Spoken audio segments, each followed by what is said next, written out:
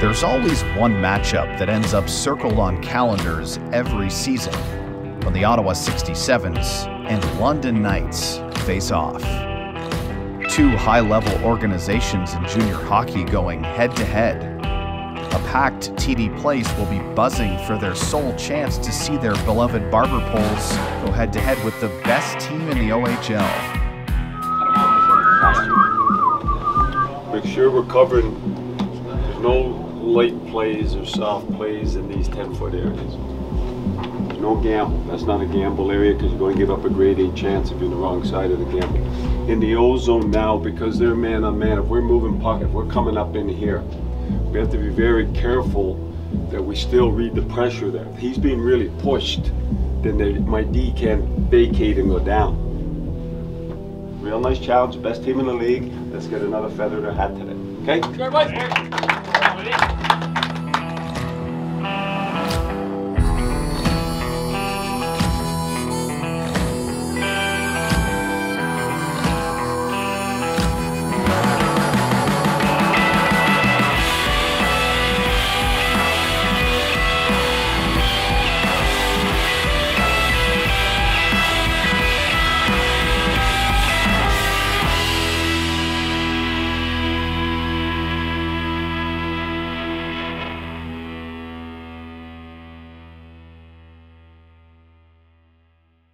Good afternoon, everyone, and welcome to Ottawa 67s hockey. This afternoon from the arena at TD Place, it's the London Knights and Ottawa 67s for a game that many have circled on their calendar, including fans. 67s looking to beat the London Knights for the first time since October the 26th, 2018. It's another big game for the Ottawa 67s, taking on the top team in the Ontario Hockey League.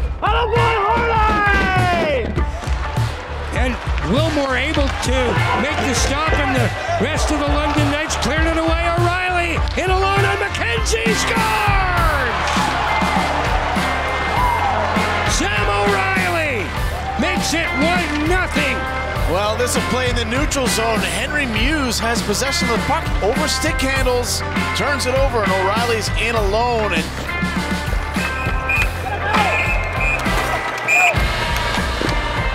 are you f***ing dumb? Are you f***ing dumb? Pinelli for Girouard's got Maillet with him. Fires it in, Maillet, first man there, sends that one kicked away by Wilmore, and Barkey has the rebound back the other way. He's got Cowan with him, Barkey shoots it, stopped by McKenzie. Barkey trying to wrap it in, McKenzie there to hug the post and cut off that avenue. Horn sounds, Mayich and Sim do some jostling, but just one goal. And that's exactly where we stand after the first 20 minutes. But serious now, we got to get a little bit more speed through the neutral zone. We got to lay pucks in, we can establish our forecheck. When you don't establish the forecheck, we get in here, they're coming here, we got to go. When they go D to D, go into your 1-1-3. So just stay with it now. Stay with it. It's a mole zone time, we just kept them to the outside all the time, no problem. Okay, let's do it again this period. Oh, there is some ill will brewing here in the nation's capital between the London Knights and the 67s and Barkey, top of the pyramid. Cowan finally up on his feet. Dickinson scores on the one-timer. I tipped that. I tipped that. Yeah. It's 2-0 London. Against Julian. Julian wins it. Verstevich sends Woolley back. Here's a steal. Stonehouse walks out in front, and he scores! You talked about the mistakes, Colin. Well, they just made a big one in Ottawa. Cashed in on it. That one was for you, Matt. Brady Stonehouse with his 17th of the season. Pinelli digs it out, comes back to the point. Maillet, the one-timer by Muse, turned away by Wilmore, and the puck cleared by McHugh the length of the before Gazizov gets out of the penalty box. All kinds of traffic in front. Puck comes loose. Dickinson finds Gazizov out of the penalty box. He's got Cowan with him. Gazizov for Cowan. They score! an error from the 67s defensively. They don't watch Gazizov. They don't realize he's coming out of the penalty box. Do we know what game management is? 9 seconds left on the penalty. We got 4 guys low. They're still beatable in the third. Hey, whatever happened that period goes out the window this period. We go back to 0-0. Go. From well out, kicked away by Wilmore. Smythe moves it across. Maillet cutting into the middle. Has it knocked off his stick. Maillet still with it. Maillet spins, fires, loose puck. They score! Looks like Caden Kelly knocked it in Ottawa. Back within a goal. Well, they do exactly what they needed to do, was get a goal early here in the third period. Caden Kelly gets this building rocking again. Back to the point, that one broken up by Evan Van Gorp. Far side, Hultinen fired that one high and wide. All the way around the boards, Pinelli moves it up into the skates of Kressler. Kressler, nice kick up for Foster. Shoots and scores! The 67s have tied it up! And this game is all tied. We are knotted at 3.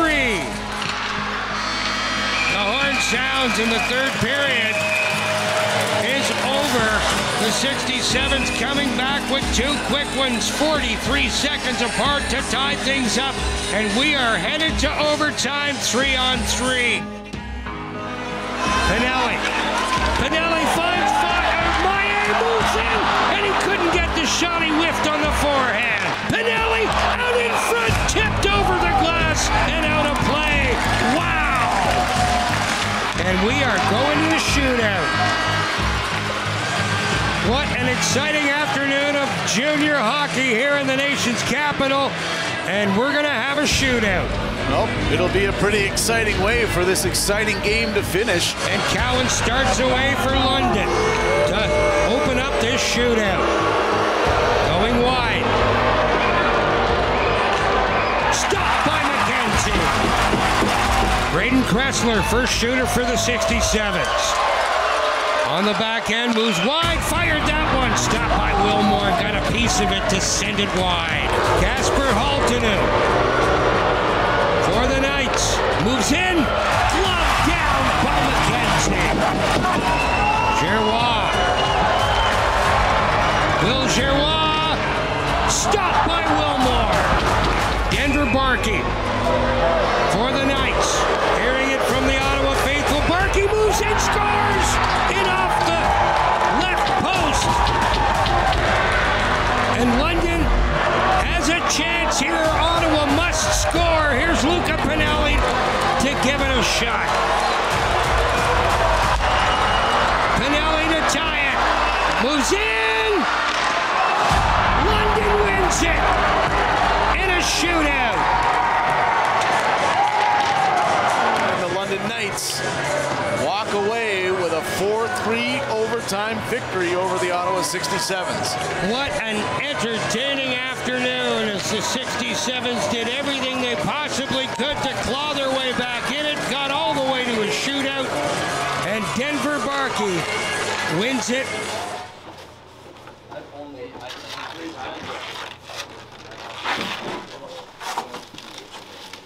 You're good, Sims.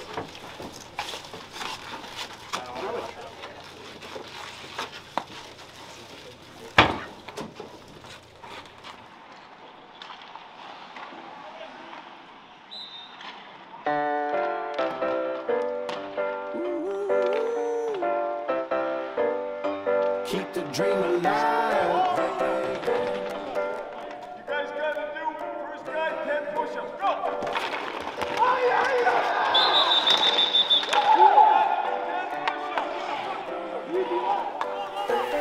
Every day, every day, every day. Every day, every day, every day. Every day, every day, every day. Keep the dream alive. The hustle feels good and I put it in.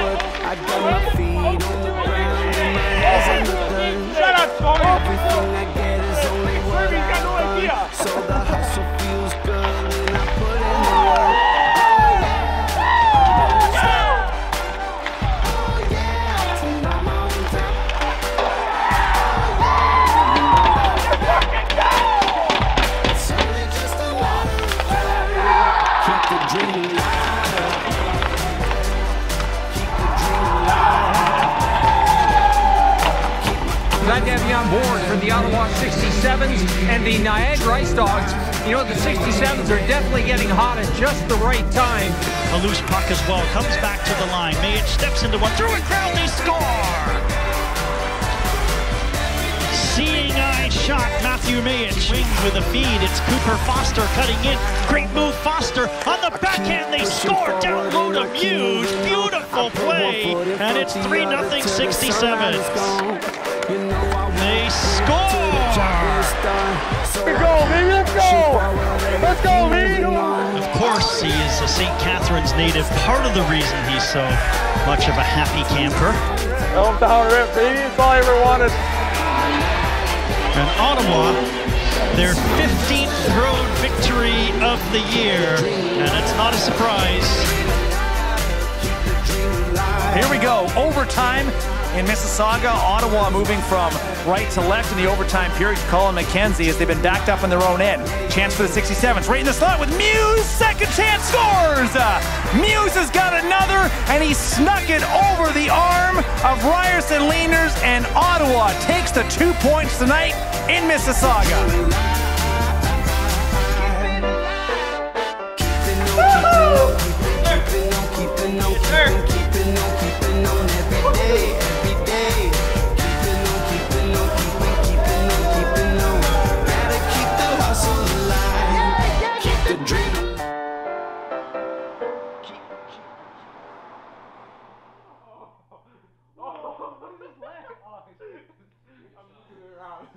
Oh my god.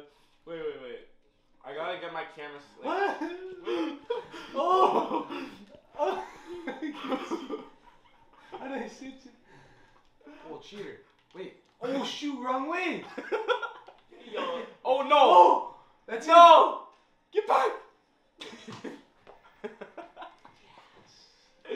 Oh, heads up. What a joke. Watch it. Watch it. Oh! I can't.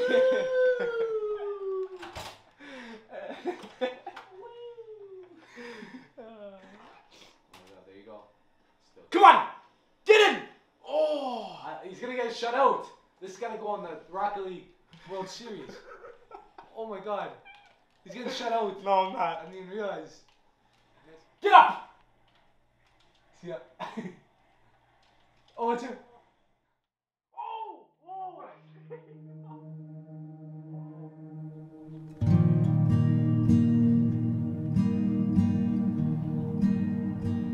I was working at Scotiabank. I recorded their voicemail, and customers said they liked it on the outgoing message, so instead of going into accounting or economics, I went into radio broadcasting. I completely lucked into it. I've been blessed to be here and to get where I am out of a complete fluke. It's great. Yeah, it's something that I've obviously had a passion for in sports. I listened to sports radio growing up my entire life. So maybe that's where my love of broadcasting came from, but it's not something that I ever thought of doing as a career until I went to radio broadcasting. It was just so much fun to do live broadcasting that I continued and again somehow found myself in this lucky position.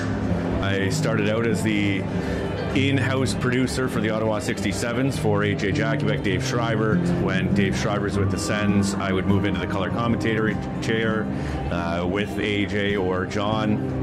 And then eventually there was nobody left. Everybody else moved on. And here I am. I cannot emphasize enough how fortunate I am to be here and how fortunate I feel, how lucky I feel to be able to do this game in, game out. If there was a call from a team in the NHL, would you go? The NHL is the NHL. Everybody from this league wants to move up. There is always that dream of being able to make it to the next level for everybody, whether it be the radio broadcaster, the equipment manager, the athletic therapist, the coach, the players. Everybody wants to move on to that next level. I'm no different, but it would have to be the right situation. The best part about junior hockey, well, on the ice, there are mistakes that are made, and mistakes make hockey fun. And the NHL is a great product. It is the highest level that you can get to. There's not many mistakes, and you see the skill come out, but sometimes it can be a little lackluster. In junior hockey, a 5-2 lead is not safe. Off the ice, they're still just kids. And you can see a Nick Whitehead come in at 15, 16 years old, and by the time he graduates at 19 or 20, you get to see that full progression, that full development of these young boys or boys into men, and then you see guys going on to the next level, whether it be Pavel Minchikov going off to the Anaheim Ducks or an Austin Keating going to UNB and being the MVP of that league. You get to see their full career arc, and it's very unique to have that type of perspective on it. And honestly, you can make some lifelong friends in this and acquaintances, however you want to look at it, through this, and I enjoy keeping track of these guys. Good evening and welcome inside the Peterborough Memorial Centre here in beautiful Peterborough, Ontario, home of the defending OHL champion, Peterborough Petes. 67s and Petes meeting for the 7th time this season. Peterborough winning the first 3 games, Ottawa the last 3, and we are just about set to go for the Ottawa 67 60th game of the season. Kressler against Berdeller on the draw. Berdeller wins it. Middle of the ice, Luca Pinelli back for Kressler, along the wall, Kressler in, a shot, looking for the far pad, that doesn't connect, back to the point, Korbler, long shot, he scores! Kimmy Korbler slides it along the ice, Stushka doesn't see it, 67s take a 1-0 lead on the goal from Kimmy Korbler, his 7th of the season. Did you just go floor cheese from the blue? Out of the play, and now 2 Petes, pin a 67, doesn't have the puck out in front, Stonehouse finds a rebound, slides it home. Will Gerrois, the initial shot, Stonehouse on the rebound, and finally the 67s get their 2nd of the game. Brady Stonehouse picking up the marker, his 18th of the season.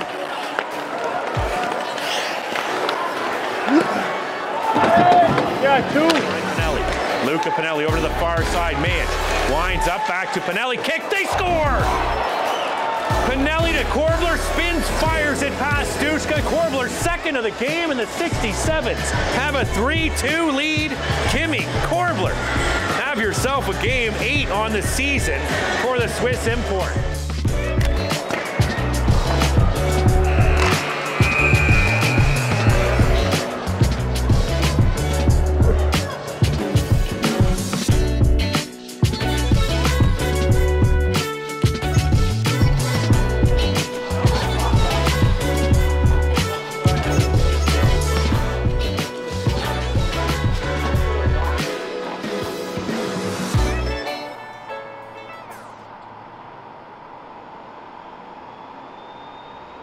As we get set for the Brantford Bulldogs to host the Ottawa 67s, Norman, a game that has been said as pivotal in this season.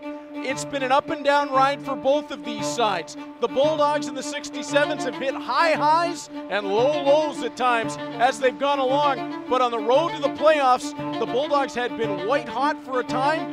The 67s have been pretty hot of late. Pinelli cuts middle. Has a look to his right. Luca Pinelli with a bullet to make this 1-0 for the 67s.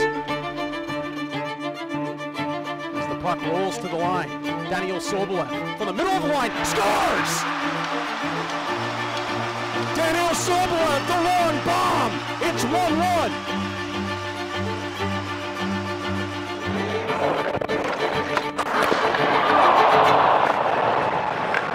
Pulled loose by Mayich, and he suddenly sees a bit of space. You got him!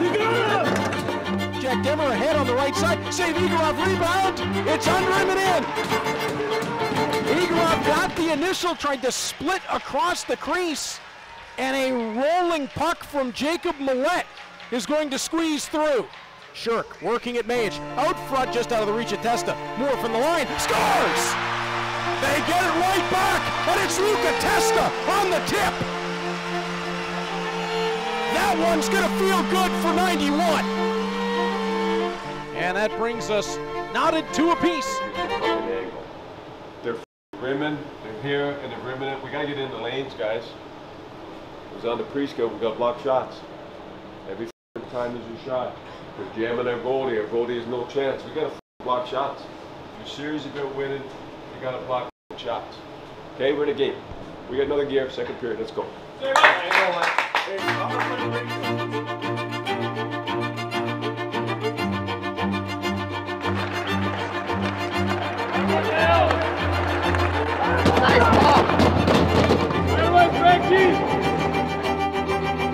Stonehouse works it wide. Gerwa trying to turn to the net. Oh, what a massive hit that was.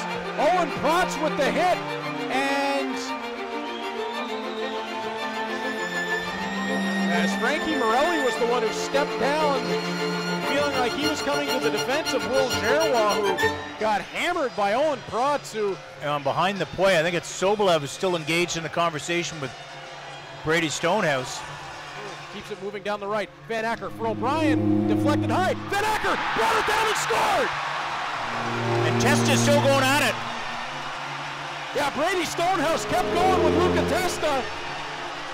Mark Van Acker's going to have his 35th of the season, and now it's broken down.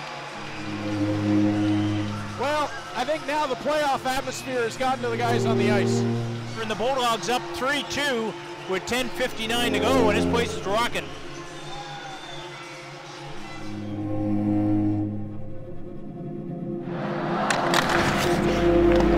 Cross back into neutral ice. Right back in.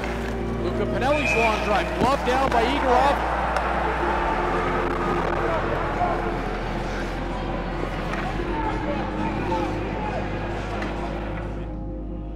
Morelli over the line, played right back out. Thomas into the empty net.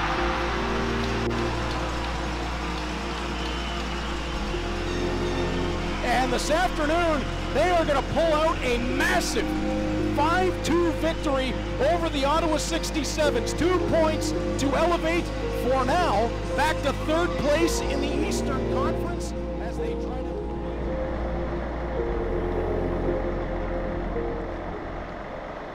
Ottawa 67s wrap up the regular season here at home against the Brantford Bulldogs in search of their 37th win of the season. It's meaningful for the standings, right? If you win, you solidify that you don't play Brantford in the first round. You just kind of prove to yourself, that you can beat a team that has had your number kind of all year. And a win today would go a long way to, making this team believe in themselves that they can go into the playoffs and they can beat whoever the number 3 seed is. Thomas has it back. Lavoie drops it to the point. Rebello, quick movement. Moore. Tip out front, they score. A high tip. Behind the net, wraparound attempt, they score. 2-1, Bulldogs in the lead. At the far side, they score. It's Jake O'Brien ripping it home. It's 3-1 Bulldogs. Long shot by Moore finds the back of the net. Long shot from the point, beats Micheloni, and it's 4-1 Bulldogs.